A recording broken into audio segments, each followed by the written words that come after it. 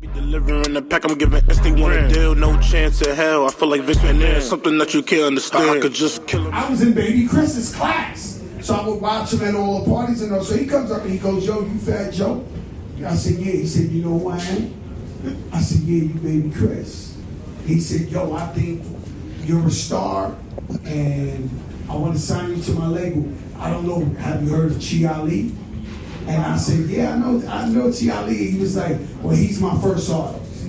So he's my first artist. The Beatnuts was his second artist, and then it was Fat Joe on a record label called Relativity that we never even heard of. Now, for me, although I did a lot of foul shit in the streets of the Bronx and Harlem, I always wanted my way out. I always really wanted to do good and change for my family and all that. This was just the only way I knew how to survive when I was coming up, right?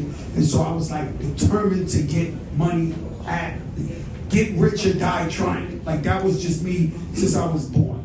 I don't know how to tell you. I was 12 years old. The Bronx looked like it was abandoned buildings all over, like they blew the shit up. And I would be sitting outside my building like, yo, this broke shit ain't for me, P. Like, I'm not these guys. Like, I gotta get to the bag, right? And so, it's around the time Rocky had Strong City, Jazzy J Studio. You know, we got a lot of history here, right? So, Chris signed me. He signed me, and he signed me in the middle of the street, right? With no attorney, another trust. Remember, Dres, you said you gave him the check, and gave him. I signed to him in the middle of the street.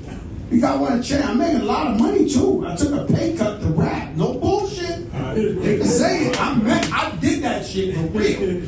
So I turned around, I go like this, I go boom. I signed and I'm showing everybody, nobody believed me, I got signed. Yo, I got a record. And I'll tell you a crazy story. They gave me $50,000. My mother had caught cancer and she was fighting and they cut her open from her ear to ear. And I spent at least $40,000 of it on a nurse for my mom's, like a registered nurse, right? So I didn't really get to enjoy that check like that, you know, to make sure my mom's was safe. But I'll tell you a crazy story is, so, you know, I get shot, right? I get shot not too far from here, and everybody's Fat Joe's dead, right? I have no record out yet, right? So we didn't put the record out yet. We didn't put the album out. Nothing, right? I get shot, and the whole Bronx is like, Fat Joe's dead. Like, you know, he's gone, right? And so somebody comes to the hospital. It's Baby Chris. So he comes up there, he looks at me, he says, "Yo, you can still rap?" I said, "Yeah, it's shot, man." He walks out of chocolates, no flowers, no shit. I'm like, yo, does he give a fuck? He wants this 50,000 back for real. And so the crazy, he's crazy. So we would always, he always wanted me gangster and hardcore. And we would sit down, and every album I did, he would sit in my car, and he just wanted to hear me talk shit. Like, he would never want me to make a pop record or make like a hit record. He wanted Fat Joe the Gangster, that's it. And I would sit with him and be like, all right, you're gonna pick this one. Hustling is the key to success. You're gonna pick this one. It's all hard, dark shit. And long story short, when I got off of Relativity, it was crazy. So I got off of Relativity because, if we don't give a schooling, right? I got off of Relativity because we were all team players. So it was Chi Ali, it was me, it was Beatnuts. All of us was like one team, one dream. And one day, Alan Grunback walks in there and he has a video. So guys, I want to play this video. I want to play this video. I want to play this video. So I'm like, all right. So we get around the TV. They got the VHS, the VCR. So he puts it in. And motherfuckers is floating in the air with fire, with this. And I'm like, who the fuck is this? He says, I just signed the Bone Thugs and Harmony. I'm like, oh shit. He go like, yo, this shit is crazy. I said that it looks like $1 million. He said, yeah, I spent $1 million. So I look at him, I said, you only spent $6,000 on my thing. So I turned around, remember I'm a street entrepreneur, legacy entrepreneur. I know business. So I said, man, this guy don't believe in me. Because he only spent $6,000 on FloJo and all that. So I told everybody, I said, yo, we're not going to make it here. We got to go. At that time, Chris had already went to Def Jam. So it was me dealing with them. So I told them, everybody, yo, let's leave. They was like, yo, I got a gold chain. I got a car. Like, you bugging out, Joe. This. And I was like, yo, bro, we ain't going to do it here. So they let me go. And 6 months later, I had my own record label when I signed Big Pun, and he sold 2 million records on there. Yeah. And so we just kept growing and growing and growing. And I ended like this. So me and Chris always remained brothers. We always remained friends. I used to go to his house over there on Lafayette Street. Like, I thought that was big time at one time, right? I would go see Chris Lighty. That was like the closest black to whitish people could live in that area. Okay, that was like nice. No gunshots in that project, right? So I go visit him and we kick it. And I guess I would see your moms and stuff like that. And so we remained tight. And every time I did something successful, he would show up at a Big Pun album release or Fat Joe album release and this and that. Now let me tell you, hold up before we cut to the video, brother. I've been into beef with this guy named 50 Cent. Now Chris Lighty is he's the creator of 50 Cents, right? And they going hard, and they this and this. So I called Chris, I said, yo, Chris, man, I can just fight him, we can get this thing over with, right? Chris goes, 50 Cents, what he says? Nah, he don't trust you, he ain't meeting with you to know the fight, he don't trust you, right? So boom. So Chris meets with me 2, 3, 4, 5, 10 secret locations. Like, yo, I gotta stop this. This is gonna be bad. This is gonna be this and this and this and that.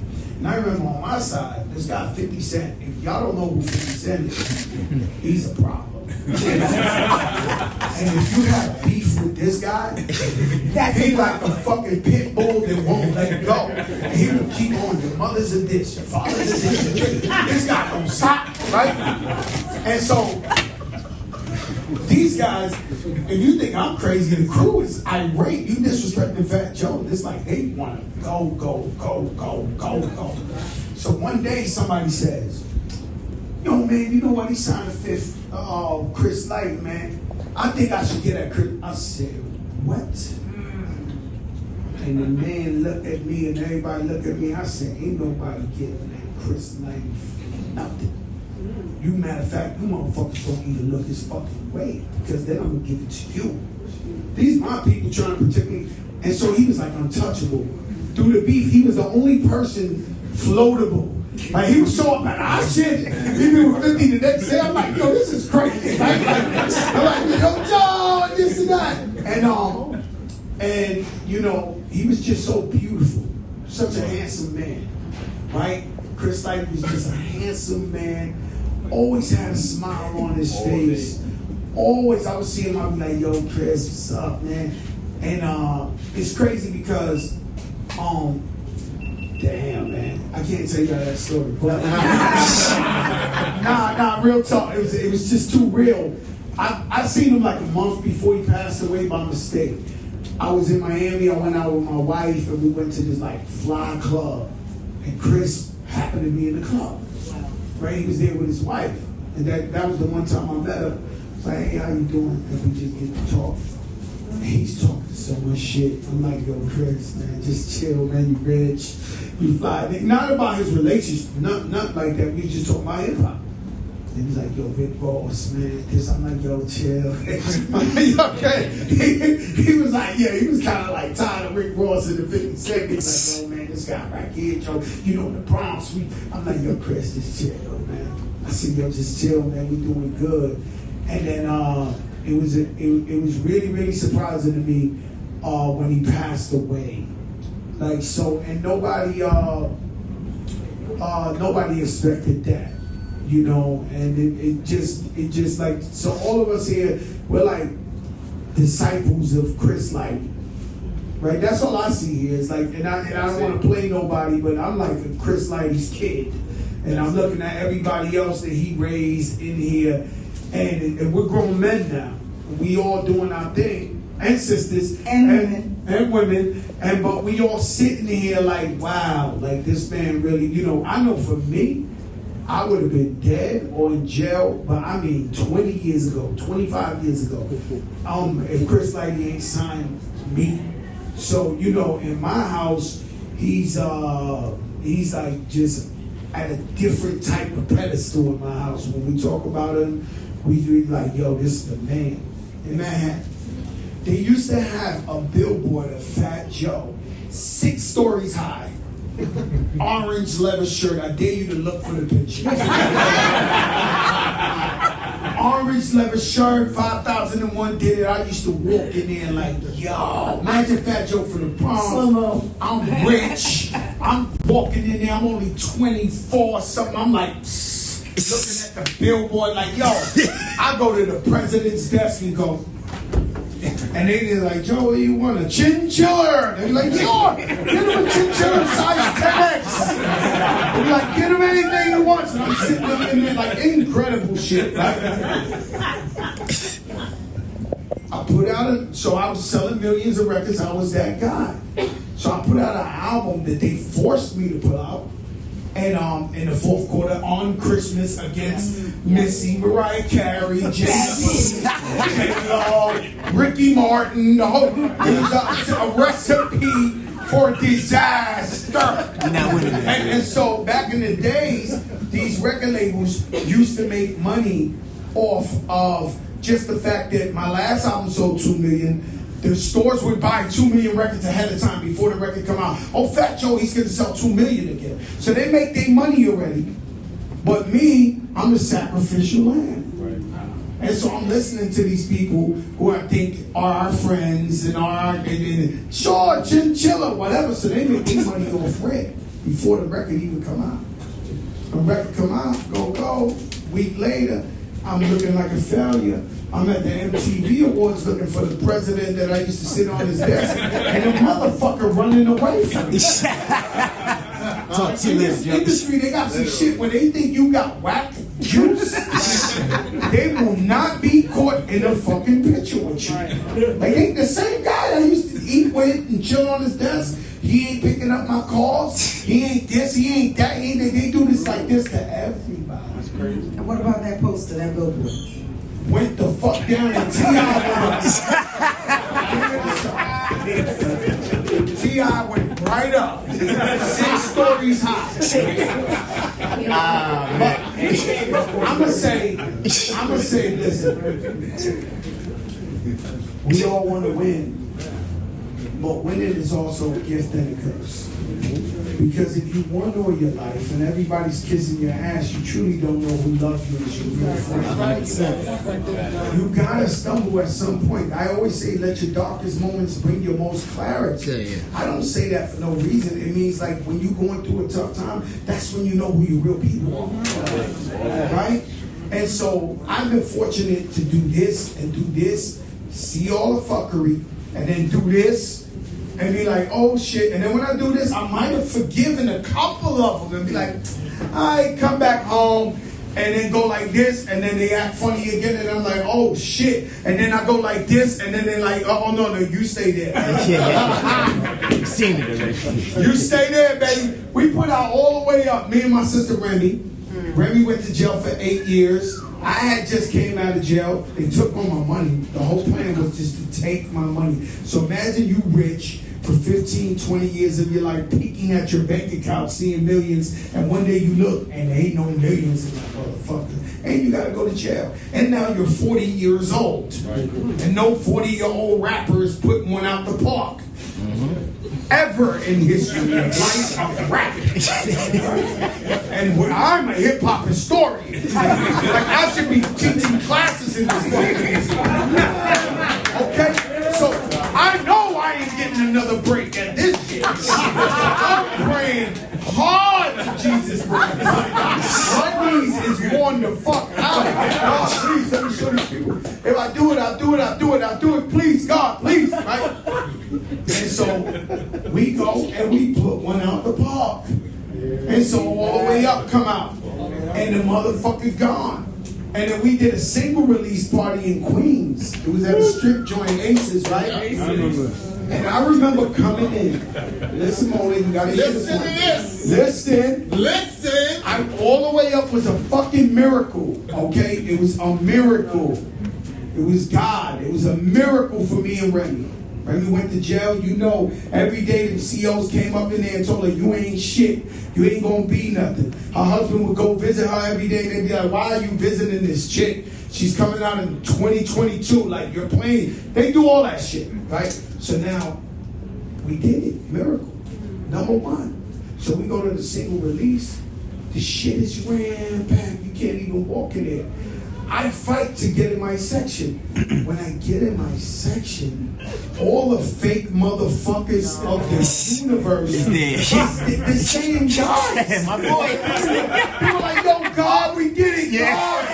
We did it, God. This. Bro. I remember walking out. You know all the clubs got doors like this? I remember walking out and they all everybody's following. And I stopped just before that door. And I turned around and said, I better not see none of you motherfuckers around me ever again. Don't come around. I'm going to violate you. Do not have your pistol P. All these motherfuckers. I don't never want to see one of them again. And that's how we've been moving. So when you see Fat Joe now, he's a little 1, 2 deep. He ain't 30, 40 deep no more. You know why? Because they're not really there for you. Right. They're there for the time. They come when the show is there. Yeah. You know, it's a famous, and I'm going to leave. There's a famous, and I'm doing good, guys. Don't listen to the story like Joe's trying to give up. No, you know why? Because they're not really there. I'm doing great. Listen, better than ever, to be honest with you. Yesterday's price is definitely not today's price. And so, I turned around, I forgot what I was going to say. No, I was saying, yo, it's all about, you know, this game is a funny game. You understand? This is a real funny game. So about catch you ain't want to see. Huh? You said don't catch you I don't want to see you outside. No, I told them I don't want to see them no more because they're not there for me. So these people come around when you got a show. Also, I was going to talk about Hector Lavoe. Very, very famous salsa singer. Mm-hmm. The best. You see that movie with Mark Anthony and Jennifer Lopez, El Cantante. He's the greatest. Okay? And so this man, he would talk in the songs. His biggest song is called El Cantante. So in his song, he talks about, yo, like, everybody says, I got money, I made it, I'm the man, they come to the shows, but do they know what I'm really going through behind the scenes? Do they know the type of demons or the depression I'm fighting behind the scenes? And nobody said they want the fun, they want the good time, but they're not willing to put in the work during the struggle. You get what I'm saying? And that's what that was about. You see that movie, he was shooting dope right on Brook Avenue. She went and found them, dressed them up, and pushed them on Madison Square Garden. He was sold out and did the whole concert. And after that, all right, thank you, Enable. Thank you for the money. The stadium is sold out, and go back and do your thing. Yo, Joe, if I may, I just want to share something with you. I'm a relation to Ismael Rivera. Ismael Rivera in Puerto Rico is Biggie. His son, Ismael Rivera Jr., made a song called Cantante de Profesión.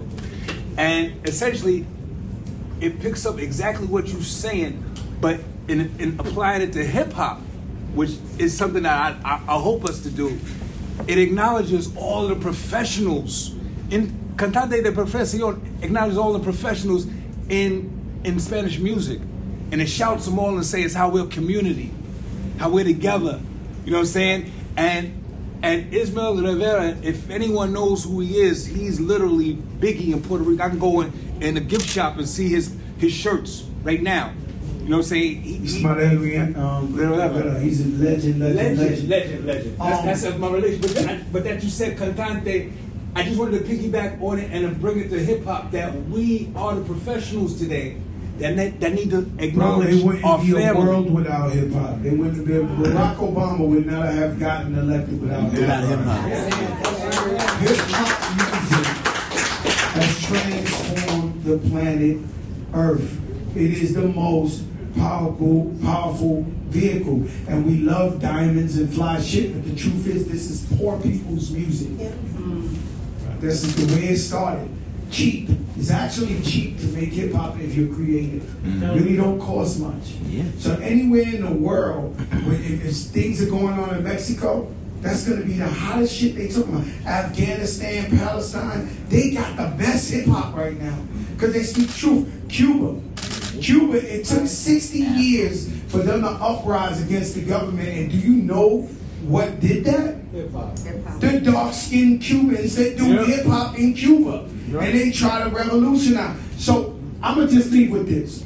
Okay, it's our job as the forefathers of hip-hop or the OGs to teach these kids about being bosses and having equity and not just being workers. In any profession, forget just hip-hop. Any profession, you have to own your own shit. I don't care if it's a juice bar, it's a lollipop stand, it's a tennis ball stand. Whatever it is, you have to own. And I'm not just talking shit. I'm telling you, that's what you gotta do. Because if you're working a 9 to 5, you are working somebody else's plan to success. And we tired of people taking our talent, our creativity, our storylines, our pain, our sweat, and living off of it. I'll tell you something real quick and I'm the fuck out of here. Listen. I'm telling you facts, bro. I stand on mine. I'll tell you facts, man. I'll tell you facts. Listen, let me tell you something. This is why I will never sign to a record, major label. I've been independent for 15 years and I make a lot of money. Don't let them lie to you and say that's the only way you can make money. That is bullshit, right? And so what happens is, I hate every time I see a new artist. Let's just pick an artist. Who's an artist that's hot?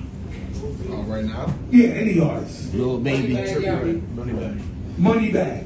Moneybagg wins the award tomorrow if he's on a record label and John Finkelstein comes stands next to him like he wrote some shit, he did a beat, he did this. Fuck out of here. Ain't no gotta be. It could be Tata, it could be Wan Wan, this could be Johnny Johnny, it could be Mook Mook, whoever. And they take the lion's share. No, because this is what I'm trying to tell you. We put out All the Way Up, and another one of my daughters is Steve Rifkin. Steve Rifkin, he helped me become an entrepreneur. He gave me my first record label where I signed Big Pun. So Steve Rifkin calls me up, and All the Way Up is going crazy, right? 2 years ago, they ain't give a fuck if I died. They ain't give me a water. They ain't give me a lollipop. They ain't even say, thank you, Joe, for your services. Figure this shit out. Like everybody else, figure this shit out. I'm sitting in my couch. Friends I thought was on. Ain't nobody calling me. I wouldn't take nobody's money, but ain't nobody give a fuck. Right? So we go number one. Steve says, yo, bro, out of respect for me, can you meet the biggest guy in music? I won't say his name, but out of politics, and because politics is in everything, guys. So out of politics, I got to go meet this guy. I don't know when I'm going to have to use Lil Wayne or Drake, because somebody, I need his permission to sit down. So I go with Steve, let me sit down. And the man tell me everything he could do for me. Yo, I could do this, I could do that. I said, with all due respect, I don't want to burn the relationship. I respect you, everything you do. You are the Don Corleone of music. But now, I came from hell to put this one out the park. And me signing to you would be like me winning the championship, giving you the belt to raise in the air. And so that's the people got to see the sacrifice that you got to make so that you could open the eyes of the people behind you. You know how many people went independent after Fat Joe made that type of money independent? You know how many artists called me and was like, yo, Joe, should I go independent? I turned around, I thought it was like a fucking dream. And I respect this guy, and I'm going to say his name. One day I wake up and Steve Stoddard's like, fuck the major labels. Independence, the realest. He was the major label king for 30 years. He got so rich off the shit. Now he's the independent king. I'm like, yo, this shit is great. And Fat Joe knew it all along. Independent with yo, Steve. Stop. Steve, yo, Steve, we love you, man. I want you to get a check. This and that. But the point is, the point is, listen, too much truth, Joe. Come on. Oh, no, I got to tell it. My life is transparent. Wins and failures. I don't care. I am who I am. Everywhere I go. If I'm talking to a homeless man or I'm talking to a billionaire, it's the same motherfucker. Or you don't want me here or do you want me here? Because that's how we get down. But with all this being said, your father is a national treasure. Yes, he is. And he helped thousands and thousands of families pay their bills, pay their rents, take care of their kids, send their kids to good schools. I mean, there is so much for you to be proud about with your father, man. And just continue the legacy. And as you see that we just came here together, we're not going to let Chris Lighty's legacy, because then we played ourselves and we don't big the man up. You don't big the man that started you and pick you up. You playing yourself. You see what I'm saying? Like, people got to understand that. You can stand on your own, but you got to big up the man. I'm sorry, my brother. I know your job is to cut me off. Fat Joe talk that shit. I think everything that you shared speaks to the legacy. Something that you can't understand. I could just kill a man. I like to wake up to some head while I'm still young. In the ghetto when the fiends making noise in the still morning.